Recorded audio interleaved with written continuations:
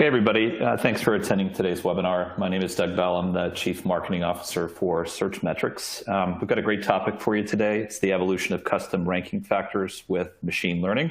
And we're very lucky to be joined by Jordan Cooney, our CEO, and Tyson Stockton, our Director of Services for Search Metrics. Before we can get started today, I have a little bit of housekeeping for everybody. The first is that an on-demand version of the webinar will be available as of tomorrow and can be accessed via the same audience link in your email confirmation. Just in case you can't find that, we'll also send out an email tomorrow with that very same link.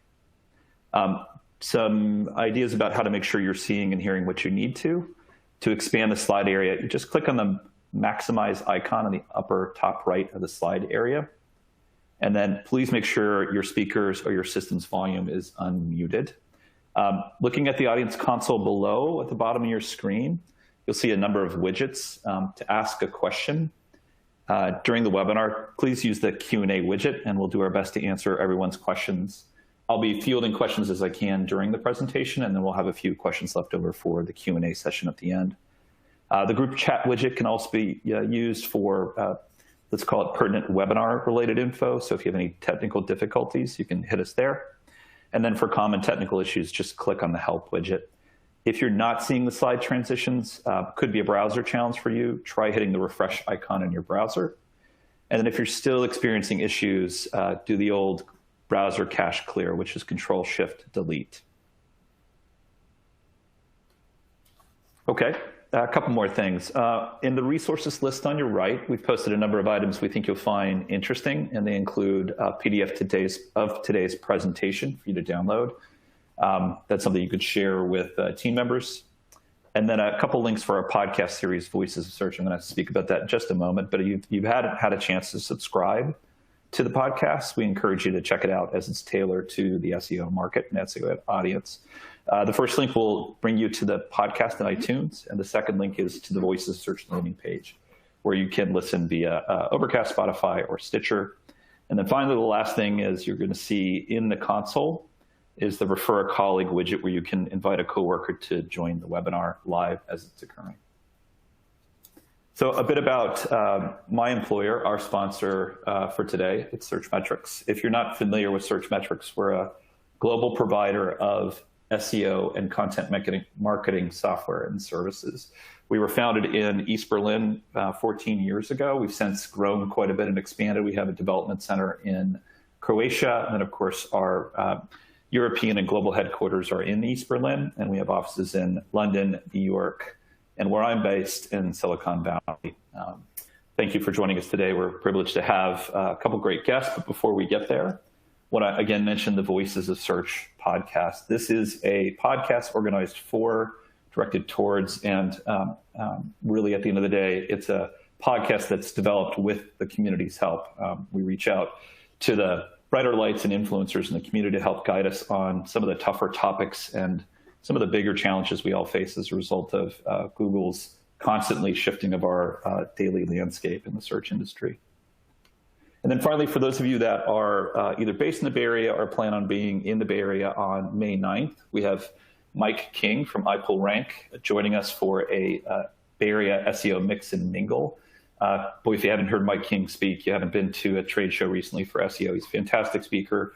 We're also going to have our very own Jordan Cooney, who you'll hear from in a couple minutes there as well. We have limited space. The fire marshal says we can't have as many people as we'd like. So I would encourage you, if you're interested, to sign up now before we do run out of space.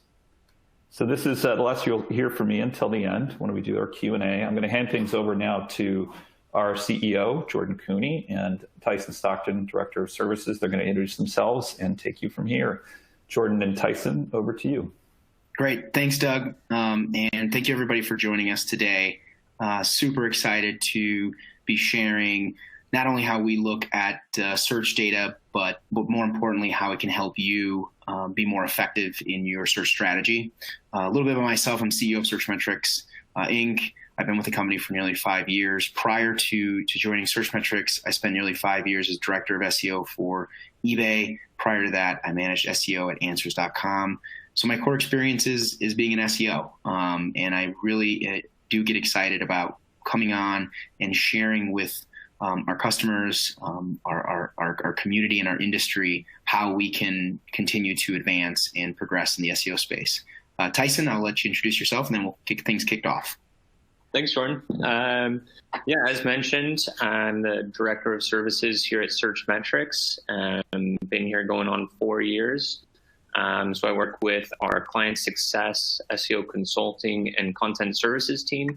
And before that, I was on the in-house side of the SEO world, working with a collection of sporting good e-commerce sites, both here in the US, Europe, and Australia.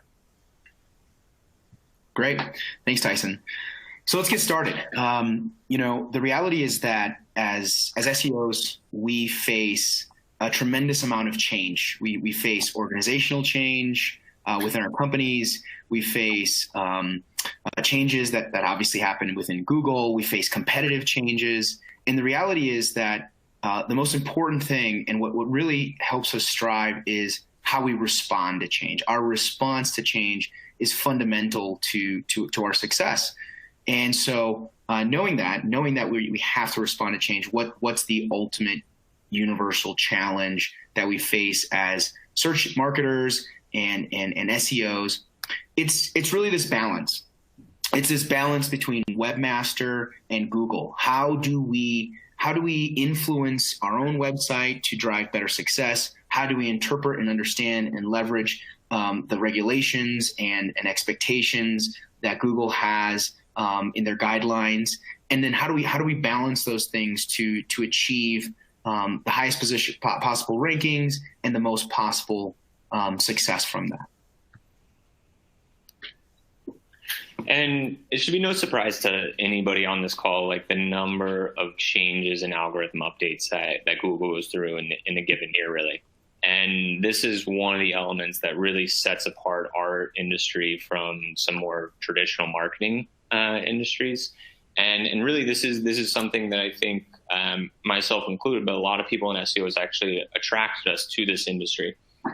And it's this ongoing change and this ongoing challenge of keeping up with the fast pace and this continuously evolving industry that makes it both a rewarding one, but then again, something that's like really challenging.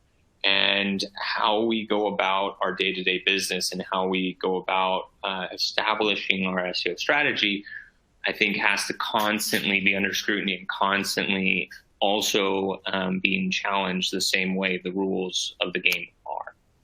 So when we look into what's some evidence of this, and what we see is when companies are complacent or kind of operating in the normal kind of day-to-day, hey, this worked last year, you ultimately see websites and stuff kind of get moved on, and the industry moves and they kind of stay stagnant. And one example here that we have is Groupon.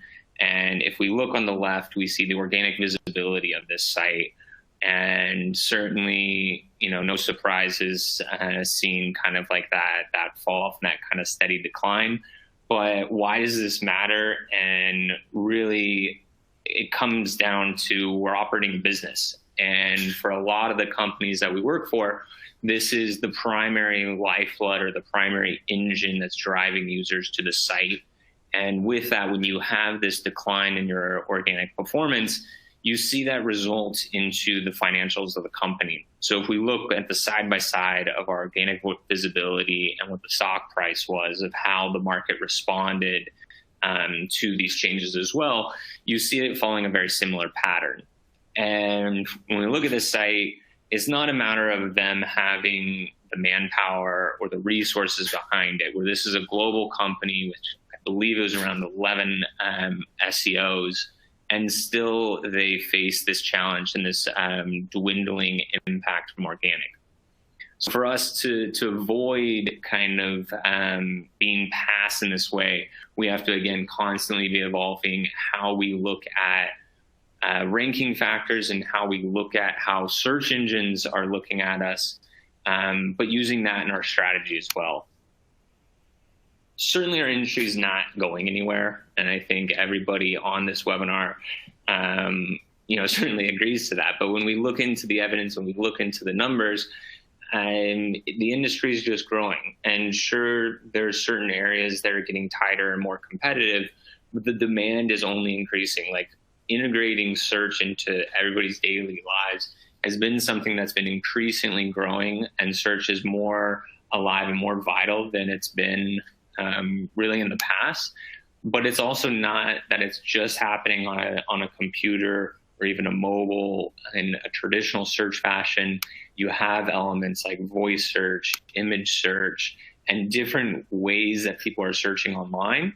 So the real carrot in this is still an emerging and still growing industry. It's just changing in nature of how people are searching, the forms of search that they're doing, and how those web pages are being evaluated, and ultimately how we're able to succeed as businesses. Yeah, so what we really want to share with you is not only how ranking factors are going to evolve in traditional text-based search, which obviously has trillions of searches just in the US alone, but how we can leverage and understand these factors to influence the variety of ways that users are going to search. So we're going to dive into a couple of really key themes here, kind of the history behind ranking factors, how we got there. We're going to showcase some specific examples, some winners and losers. I think that's going to be the most value add for everybody listening today, is going to be seeing how certain factors drive certain performance in search and what data we have to show for that. And then ultimately, we're going to leave you guys with a couple of next steps on how you can leverage this data more concretely to actually create action, and not just have a research study, but also have tactics that you can leverage. Along with, I'm going to leave everybody with a surprise, a separate topic around politics. I hope you can stay for that. It's really a unique perspective on our industry and how we can influence our country. So with that, let's dive into a little bit around the beginning of the ranking factors, and really kind of what is this kind of growth, nexus, and then decline that took place around ranking factors. And most notably, what is the purpose of these studies, and why are they actually beneficial for the industry versus a lot of the negative press that has existed around these studies, and how they may not be considered to be as valuable. So Tyson, do you want to walk us through a little bit of the history here?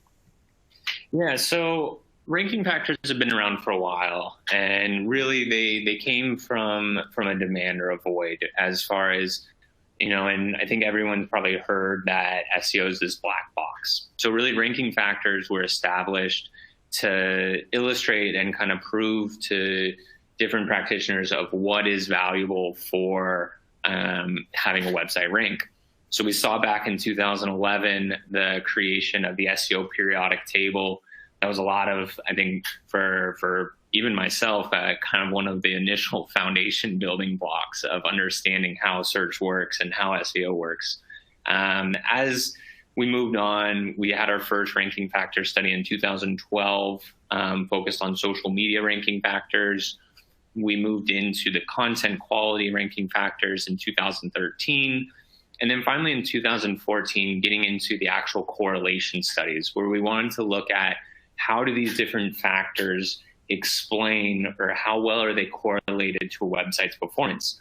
So if a website has X length of content, how does that relate to how they're performing in search based on their position? This was also followed by a local ranking factors study by Moz. At this point, we start to see a few gaining traction in the industry. In 2015, we continued this correlation study with a new iteration of it, where we're combining millions of different data points and looking at top search volume queries, and then looking at the top 20 ranking URLs for every single query, and then mapping these correlations. In 2015, it wasn't just doing it on desktop, but doing it on mobile. And then we start to see things get a little more interesting. Where 2016, several new players came into the market for offering their own ranking factors. So at this point, we also saw, and we'll touch on in a second, the industry continue to evolve and change, which challenged these more traditional ranking factors. And that kind of brings us to our topic today, as far as how is this evolving. And in 2017, we introduced our industry ranking factors, where when we set out to conduct our study again, we found that there's too much variance in different industries. And you'd see in one type of query having one level of correlation, and then another query having a different level of correlation. And there's way too much variance to say that, hey, there's a one size fits all or one rule set that we're all living to. And a lot of that was, coming from the changes that search engines were putting in place and their application of deep learning and machine learning that challenged us to actually reinvent how we're looking at ranking factors and give uniqueness to the different types of industries. So in 2017, we took keywords that were targeting specific industries and then looked at the correlations within those. In 2018, we saw this evolution continuing to evolve, and it really wasn't good enough or strong enough to do this just by an e-commerce ranking factor, a travel one. We had to break that down even further and look to niche segments within the industries. And that's where we were in 2018, where we looked at not just e-commerce, but maybe home furnishing e-commerce. And what were the ranking factors specific to that industry and that user intent? And brings us to today as far as where do we go from this? Is this still a viable way to look at our different markets? And is there still value in this?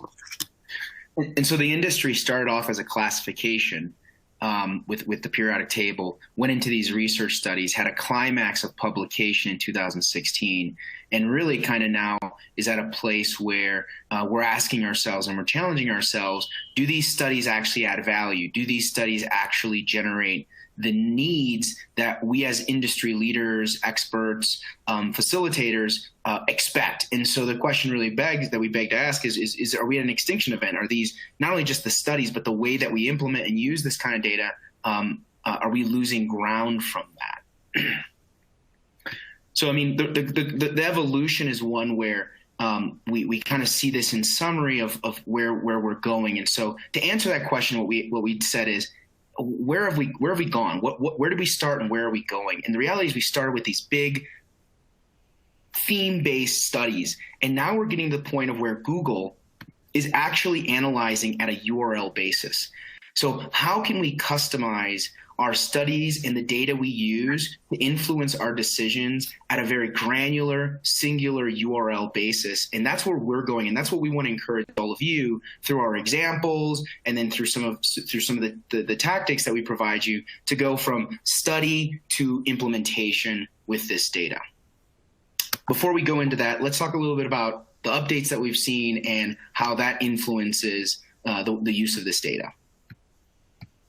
And when we look across kind of this same timeline, there's a couple key moments here. And you have your kind of like your zoo updates with Panda on content, and starting kind of around 2011 and several iterations after. Penguin coming in, which also started as a domain level approach where they were looking at what's the backlinking profile from a domain standpoint, and if spam links going to it, the whole domain would be brought down.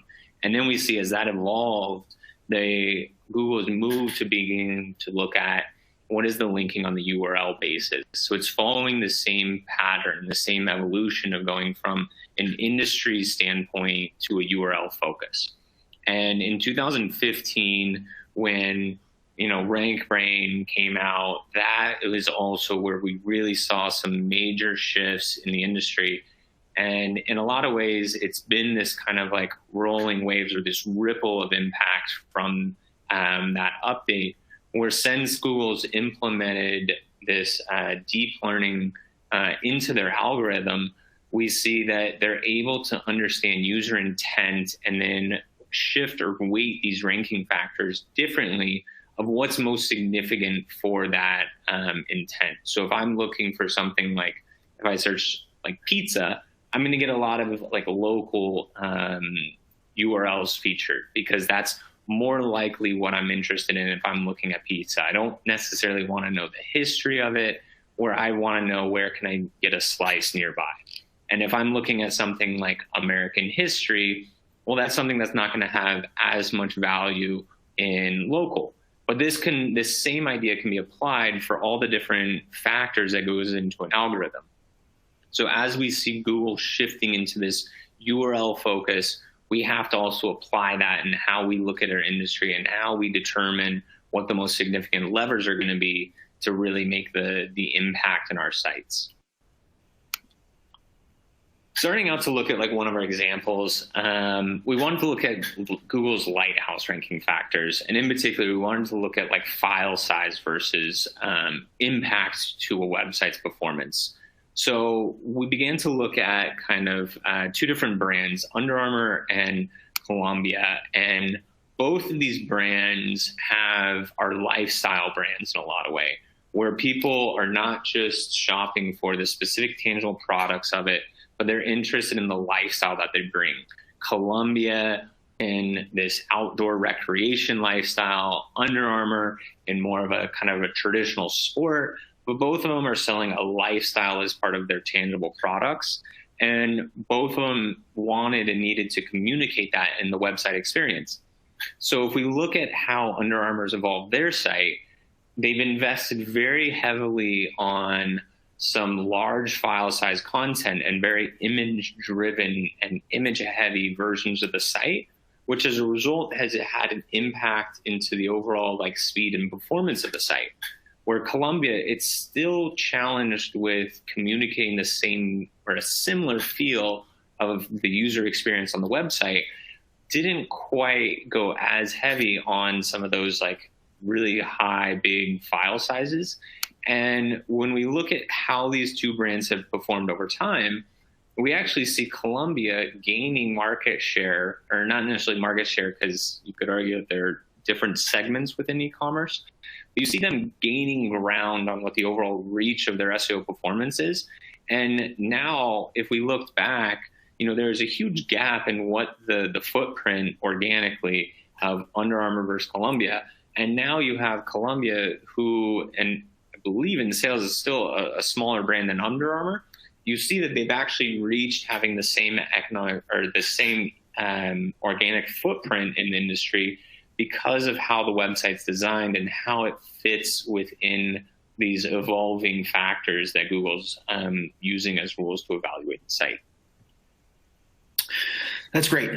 Great example of file size and the impact. Another example that we looked at is speed. And we talk a lot about the Google Lighthouse factors. And so hopefully everybody here knows about the Google Lighthouse ranking factors. But ultimately, we've been analyzing these two examples in CVS and Walgreens. And again, I'm not here to say that these companies have made strategic investments that they knew would benefit them in search. Sometimes they make these investments for other business reasons, but it has an impact on search. And that's something that we all as SEO should be mindful of. But ultimately what we've seen is that especially on the product detail page, so the individual product that Walgreens is showcasing that's either available for pickup or for sale, they've really expanded their ability to improve speed and outperform CVS. And that's created this true discrepancy in not only their visibility, but ultimately in their overall performance. And what we see with these kinds of investments is that sometimes you see a gradual increase in visibility or traffic. And then subsequently, when Google makes one of their major core updates, like we shared earlier, it's not that Google makes hundreds and hundreds of updates that impact you every single day, but it's more that these major core updates then come through, and those investments that you've made to improve these lighthouse scores, whether they be file size or in this case speed, pay off in big dividends. And so that's what we've seen here with the Walgreens versus CVS example. Lastly, our last example here, and Tyson and I are going to take this one together. I'm going to kick this one off, and then Tyson's going to finish with some comments, is Wayfair and Overstock. And this is really around Google content factors and how quality and engagement play a role in performance. Many of you may be very familiar with this example because Wayfair is a company who in the experiential treatment of their product landing page. They include guides, they include product descriptions, they even change the number of images that they might showcase on average within their product pages. So they're constantly experimenting with the experience of their landing pages to influence the ultimate quality of it. And what we see is a huge difference in performance between these two sites. And it really comes away when you look at the 2-year history of these two sites and how that gradual and consistent investment in content quality has paid off for Wayfair, as opposed to an erosion in visibility and traffic for Overstock.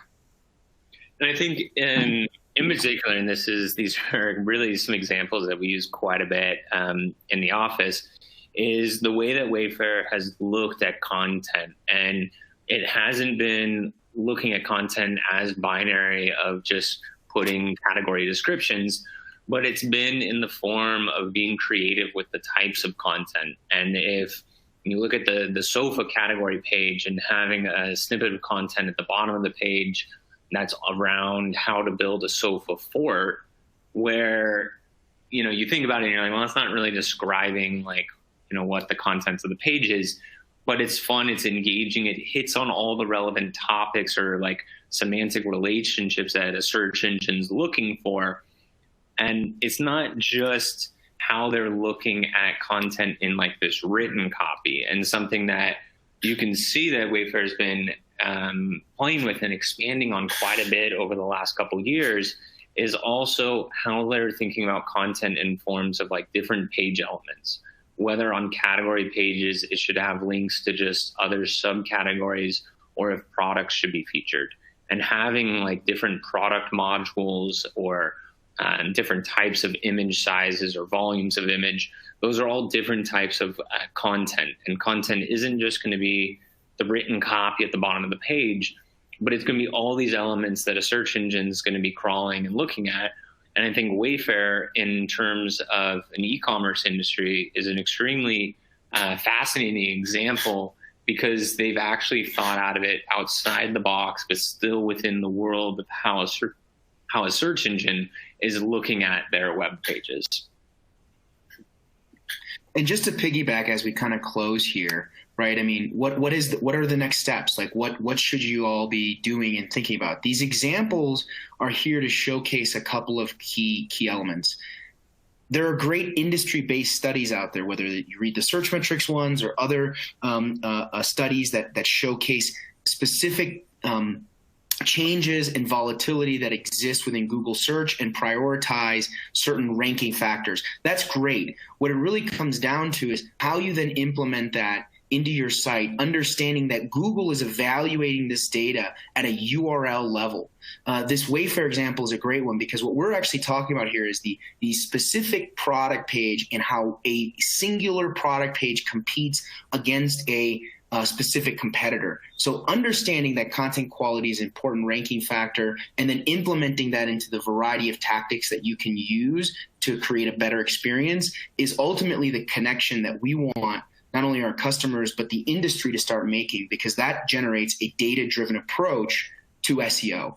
And you can acquire this data from a variety of different sources, both internal and external, but leveraging that data, processing that data is ultimately the greatest benefit to each of you as SEOs, to the analytics teams, the products teams, the marketing teams that you partner with to enable the success of SEO.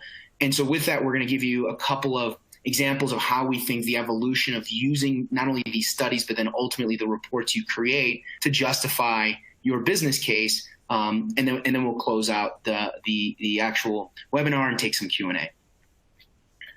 Yeah, and how, kind of just expanding on that, and the approach that we would advocate that different businesses look at for understanding kind of what are going to be the most effective levers to pull in search is really the same approach that we take here at Searchmetrics with our digital strategies group.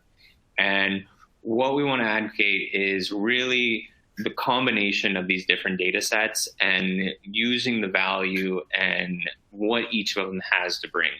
And so just because we've evolved from this industry-wide one-size-fits-all ranking factor study doesn't mean that there's not still some value in understanding how Google or search engines in general on a macro level are evolving and changing. So we want to take and combine this generic industry level, or how is like an e-commerce industry responding to changes, or how is the finance or health industry responding to these changes, but then also combine that with a site. And how is a search engine interpreting the intent of that website? How is that website being labeled as they're taking it into the index? And then moving beyond even just this domain level and looking at parts of the website and groups of URLs and even specific URLs, because we've gotten to a point that a search engine will not just be attributing, well, this website's transactional, therefore it should only rank for transactional queries, but is actually understanding that, well, this part of the site has more of an informational intent and this part of the site has more of a transactional intent. And the combination of understanding what intent you're playing in for the different parts of your site or different types of URLs you have can then depict or help influence how your strategy is going to evolve. And having that uniqueness or that respect to the nuanced differences of your site, and knowing that some of these factors aren't going to have the same weight or the same significance, is really going to help you come up with a more effective strategy. And again, one of the things that we really like to reiterate on and advocate is understanding the intent of given queries. And then by understanding that intent and understanding the different topics that you're needing to rank for, you're able to understand kind of the lay of the land or the rules of the game better. So then you can come up with a more sophisticated strategy that's going to help you win in the space. All right. So now we're going to go slightly off topic and into a zone that I think is really important for all of us as SEOs. So whether you're just getting started and learning this industry and trying to acquire more knowledge around SEO, or you've been doing it for over a decade and you're an industry expert, I want to leave you with this. I want to leave you with this completely different viewpoint on our current world, and in particular, the level of education and knowledge that our elected officials have around the topics of search, the topics of social, and how our consumers and users are engaging with these technologies, and eventually the brands and agencies that you all represent. And here's the interesting thing, right? Over the last 6 to 8 months, we've had our elected officials interview, Sundar, the CEO of Google, interview representatives from Facebook and Twitter, and ask them a variety of questions to understand how these services are utilized and influencing our society today.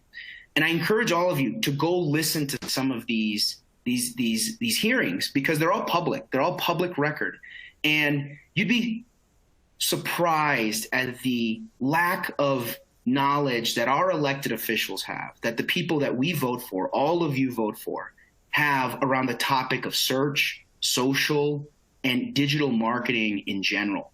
And so my encouragement, and I'm doing this in all of my presentations because I think it's really, really important to share the word here about what's happening in our society. I encourage everybody to write to your elected officials about topics that really matter to you, about topics that are very critical to your industry, to your level of experience with digital marketing, to how you would expect Google to use your own personal data. Whether you are on the consumer side of this or the expert side of this, everyone is impacted by the utility of these technologies. And I encourage you to write to your elected officials and let them know. I did this just a few months ago. I found a website that was aggregating personal data about everyone in the United States and then publicly publishing that data. And I felt that this was a data privacy issue. So I wrote to my Attorney General, Javier Becerra, here in the state of California, and I received not only a 2-page letter explaining the situation, but a phone call from his office explaining what and how we can influence change in the use of private data and how it's made available in search. And I thought that was amazing because that's the kind of conversation we all need to be having with our representatives and encouraging them to learn and be more informed around the topics of SEO, search, and digital marketing. So I'm going to leave you with that. I hope you take that as encouragement. I think it's a great way to not only get involved in our industry, but more importantly, in our society at large. And from here, I think we're going to jump into Q&A, and Doug's going to help us facilitate that. Well, hey, folks, I'm back. This is Doug. Jordan and Tyson, thank you. This is a meaty topic. There's a lot to cover. It's certainly one that's occurring around the office every day. But we do have some questions. We do have time for probably 2 or 3. And we're going to start things off with a question from, let's start with Viviana. And Viviana is quoting Rand Fishkin, a good friend of ours. We're big fans of Rand. I think several of us on this call grew up watching Whiteboard Fridays. He's a frequent speaker as well. And she's quoting Rand when she says that Rand said, engagement is not a ranking factor. So over to you guys. Is that correct? Is Rand right? Well, I mean, I think that we'd be hard pressed to believe that quote at its face value. I think engagement is at the core of all of our businesses, and engagement is what drives our monetary success. People don't purchase products from websites where there's no engagement. People don't read news from websites that don't have engagement. People don't watch videos. People don't engage with content if there isn't some level of engagement. And I think that the experiences that we're able to derive through engagement is absolutely critical to not only your search success, but to your overall business success. And so, yeah, it's probably true that Google by themselves is not looking at maybe certain engagement KPIs by alone, like say conversion metrics, but they are looking at how authoritative a website's engagement is, and if they're able to captivate a particular topic or area in a way that's better than the competition. Tyson, I don't know if you have anything to add there.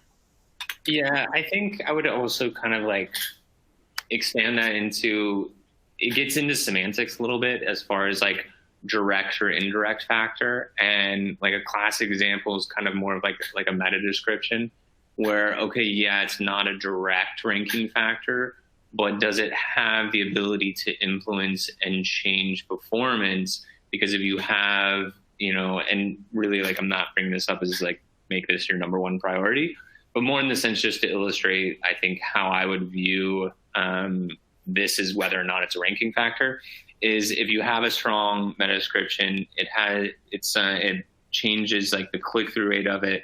Well, then maybe that starts to get to a point that it does change your overall performance.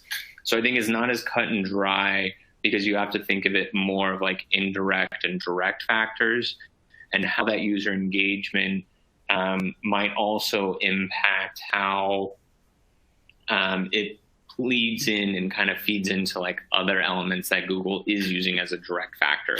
So I think long answer short, I wouldn't necessarily disagree with that, but I would definitely advocate to not be overlooking it and make sure, and also to Jordan's point, that it's going to have, and you can't deny that it's not going to have an impact to your business. So I think it's definitely something to look at. I would just say like, it's not necessarily a 1-for-1 correlation. Let's stay roughly on that topic here if we can, guys. So it's a good question here from Josh. His question is, how do you define content quality and how do you scientifically prove it? Yeah, this is a phenomenal question, and it's a really tough one to answer. And I'd like to break this question down into 2 chunks. Chunk number 1 is content strategy. Content strategy is a very different set of process and metrics that you use to determine content quality. Because content strategy includes business objectives, it includes the partnerships that you have with the various content owners and editorial teams that you might be working with. Content strategy is a much bigger umbrella topic that influences content quality downstream. The second component to understanding content quality is understanding how you optimize content. So content optimization. And at the content optimization level, there's tons of data that you can use, everything from the TF-IDF concepts to topic coverage concepts to word count to how much of a similarity you have to other content, so content diversity KPIs.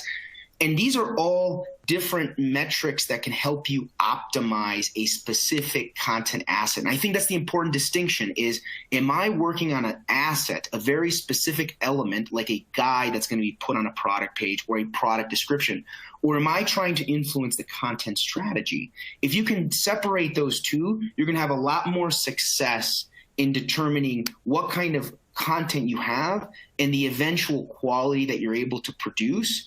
And the real proof behind content quality is driven and derived through a topic that we just talked about, which is engagement of that, and then ultimately also the amount of awareness that you're able to generate from that content. Awareness being traffic from SEO, if you're able to acquire links with that content, acquire media news coverage with that content, or even just acquire recognition, as Amazon has done with their kind of comedic user-generated content and reviews.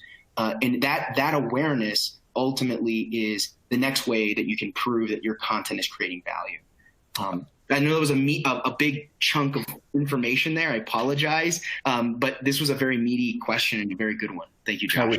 We could probably. It's a great question, Josh. We could probably have a webinar just for that alone. I'm gonna squeeze in just two more quick questions, guys, because I think that both Xavier and Alex have pointed to the fact that we maybe didn't describe how machine learning is enabling custom ranking factors as well as we might have. So maybe can you guys queue up how machine learning is playing a role in being able to provide our clients in the future, but just broadly the industry custom ranking factors and moving away from the universal and niche ranking factors reports? Yeah, I think I'll touch on just kind of like a few ways about that. One is, as we've seen search engine evolve and change, they've taken machine learning and deep learning into like the core of the algorithm and are using that to kind of identify and understand user intent and then weight these different ranking factors. So our evolution of how we look at ranking factor studies has to follow that same pattern. And as a result, as we've introduced the industry focus or the niche factors, we've had to leverage similar types of machine learning and deep learning to understand the keyword intent to then map out the correlations specific to those industries.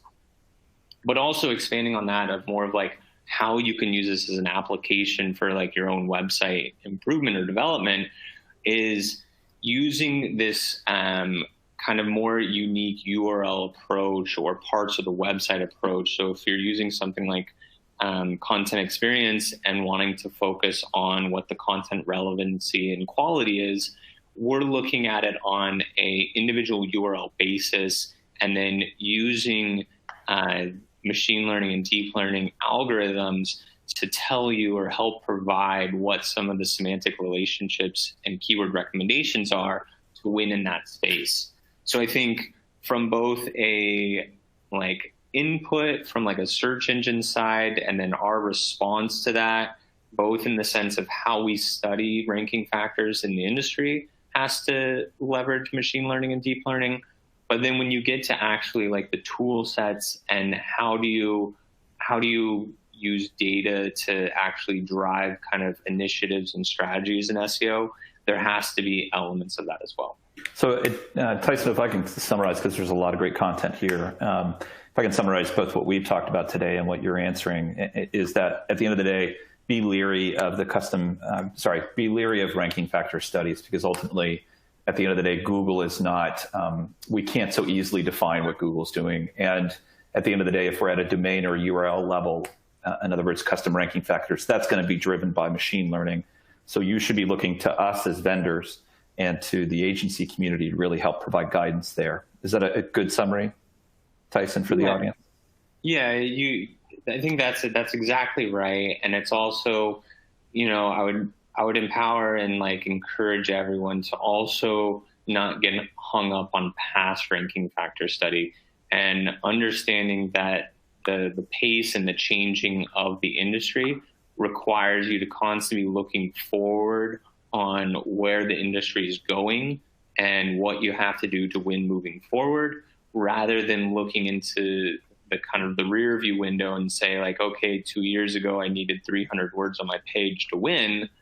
Well, that could have almost zero relevancy, down the road. So it's more of, don't get hung up in looking backwards on what some of these past ranking factor studies are, and look more forward into like a URL or individual keyword intent approach, rather than just kind of a one size fits all. Okay, that's a great answer. I want to thank Tyson, and I want to thank Jordan for their time today. I also want to thank the audience for attending. I know we're all very busy. And I would also note that we got a lot of questions there towards the end, some of them very specifically about how to tackle some media issues for specific URLs as an example. There's a ton of great questions in there.